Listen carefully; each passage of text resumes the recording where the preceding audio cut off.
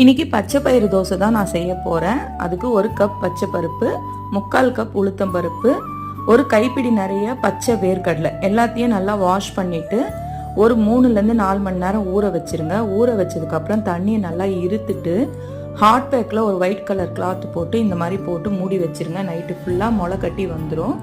அடுத்த நாள் காலையில எடுத்து மிக்ஸி ஜாருக்கு மாத்திருங்க. தேவையான அளவு உப்பு, 2 பச்சை மிளகா, ஒரு துண்டு இஞ்சி, கொஞ்சமா தண்ணி விட்டுக்கோங்க. 1 ஸ்பூன் சீரகம் போட்டு நல்லா ஃபைன் பேஸ்டா அரைச்சிக்கோங்க. உப்பு தேவைப்பட்டா போட்டுக்கோங்க. நல்லா தோசைக்கல்ல ஹீட் பண்ணி இந்த மாதிரி கொஞ்சமா ஊற்றி எடுத்துக்கோங்க. தோசை ரொம்ப டேஸ்டாகவும் இருக்கும், உடம்புக்கும் ரொம்ப ஹெல்த்துங்க. இது பிள்ளைங்களுக்கு இந்த மாதிரி வித்தியாசமாக செஞ்சு கொடுக்கும்போது அவங்களும் விரும்பி சாப்பிடுவாங்க. இதை நான் ஏற்கனவே உங்களுக்கு வீடியோ அப்லோட் பண்ணியிருக்கேன். தக்காளி சட்னி பண்ணியிருந்தேன். அதோட சர்வ் பண்ணும்போது சூப்பராக இருக்குங்க. ட்ரை பண்ணி பார்த்துட்டு கமெண்ட்ல சொல்லுங்கள். வீடியோ பிடிச்சா லைக் பண்ணுங்கள். தேங்க்யூ.